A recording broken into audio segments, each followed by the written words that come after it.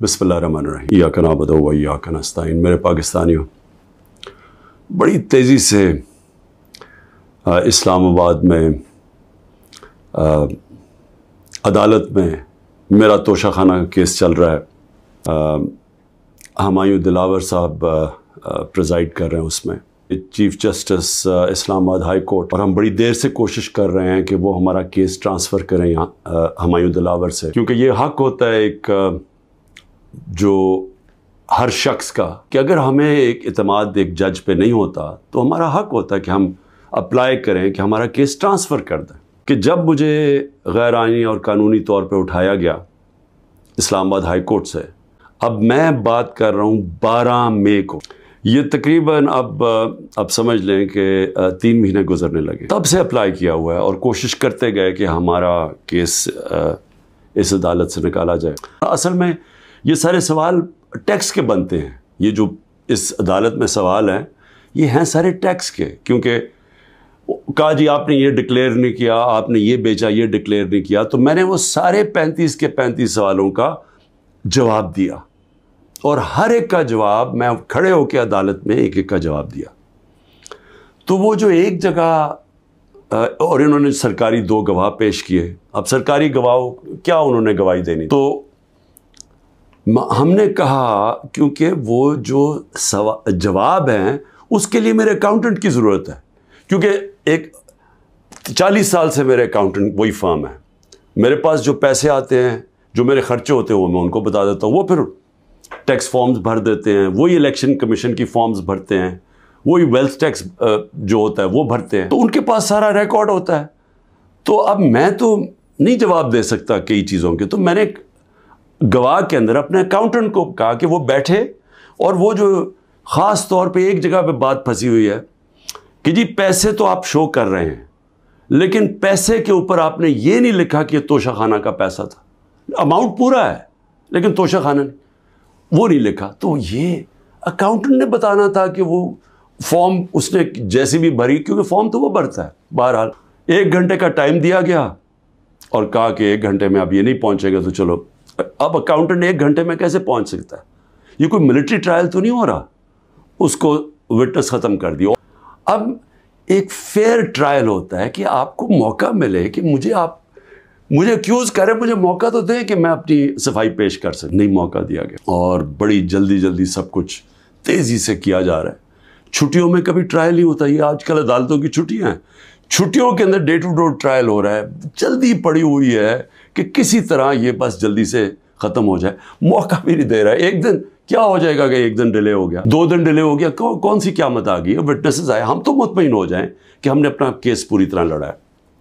लेकिन छुट्टियों के अंदर भी जल्दी पड़ी हुई है कि किसी तरह फ़ैसला आए। हालांकि हम सुप्रीम कोर्ट में भी हैं और इस्लामाबाद हाई कोर्ट से मुझे कहना पड़ता है कि मैं काफ़ी मायूस हूँ कि वो ना फ़ैसला करते हैं, वो खींचते भी जाते हैं, वो पूरा मौका दे रहे हैं कि ये जब फ़ैसला आ जाए। यानी अगर हमने ट्रांसफ़र का इतनी देर अप्लाई किया हुआ है तो कम से कम फ़ैसला तो करें, वो करते भी नहीं है। बहरहाल वहाँ भी उनको भी मैंने कहा, बड़ी देर का कहा हुआ है कि हमें chief justice Islamabad high court पे मुझे कोई एतमाद नहीं है। जब मुझे उठाया गया वहाँ से, आप सोचें कि मुझे गैर कानूनी और आइनी तौर पे उठाया गया उनकी अदालत से, और उन्होंने उसको लीगलाइज कर दिया। यानी असल में तो उनको इलीगल करना चाहिए था। सुप्रीम कोर्ट को तो जाने की नौबत नहीं होनी चाहिए थी।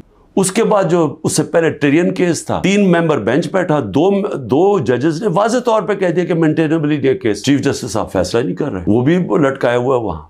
और हमें आज़म स्वाति को बहुत एतराज़ात थे। उन्होंने लेटर लिखा कि मुझे एतमाद नहीं है आपके ऊपर।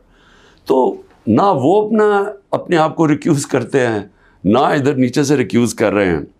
और फिर हमें बड़ा एक सीरियस चीज़ है ये जो फेसबुक पे, देखिए फेसबुक 90 दिन तक फेसबुक का रिकॉर्ड उनके पास पड़ा होता है। अगर FIA या जज साहब एक सिर्फ आपको ईमेल कर दिया फेसबुक को कि ये केस हो रहा है, आप मेहरबानी करके बता दें कि 90 दिन तक इनकी जो भी फेसबुक में पोस्ट थी वो कौन सी थी। लेकिन वो FIA के पास गए और FIA ने जनाब काजी वो क्योंकि डिलीट हो गई हैं, वो FIA ने क्लीन चिट दे दी, मैच फिक्स हुआ है।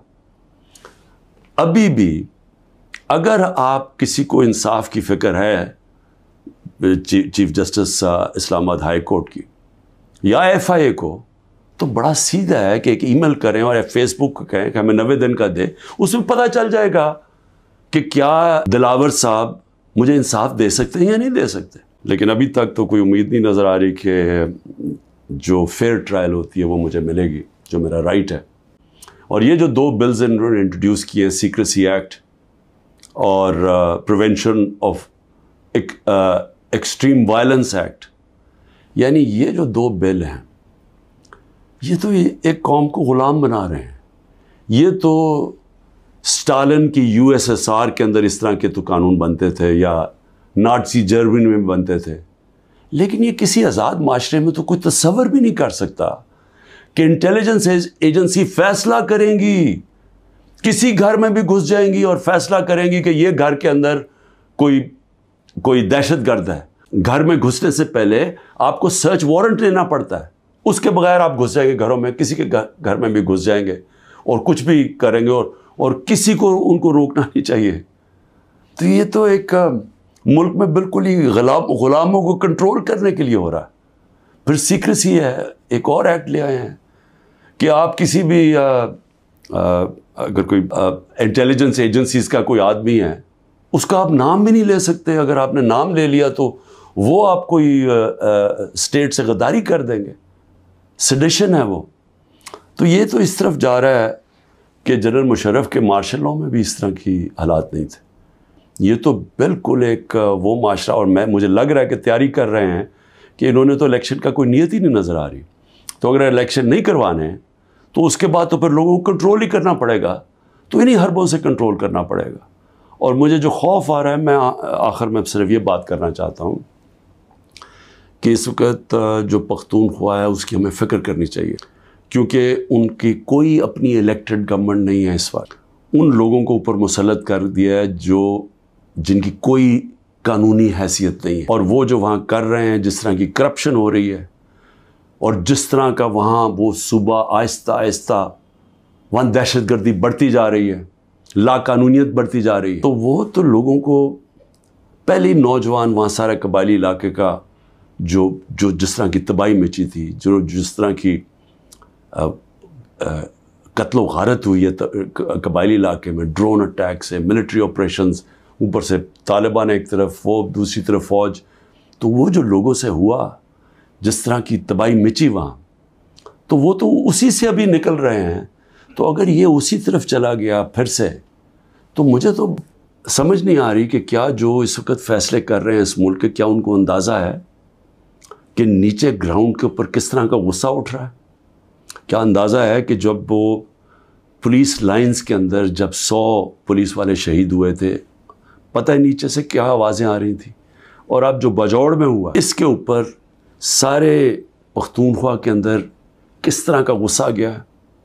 کیا کسی کو اندازہ ہے کہ یہ کس طرف جا سکتا ہے؟ اور میں اس لیے کہہ رہا ہوں کہ بہت ضروری ہے، ایک ہی طریقہ ہے کہ یہ جو نیچے گراؤنڈ کے اوپر غصہ ہے یہ تب نکلتا ہے جب الیکشنز کرواتے ہیں. الیکشنز میں لوگوں کا غصہ نکل جاتا ہے، اور پھر ایک جب منتخب گورنمنٹ آتی ہے لوگ امید لگا لیتے ہیں، اور ہوتا کیا ہے کہ وہ جو سارا ٹیمپریچر ہے وہ نیچے آ جاتا ہے، سٹیبلٹی آ جاتی ہے، استحکام آ جاتا ہے ملک. تو یہ جو دوسری طرف ابھی کوششیں ہو رہی ہیں، جو لوگ اس ملک میں جن کا جینا مرنا ہے ان کو خوف آنا شروع ہو گیا.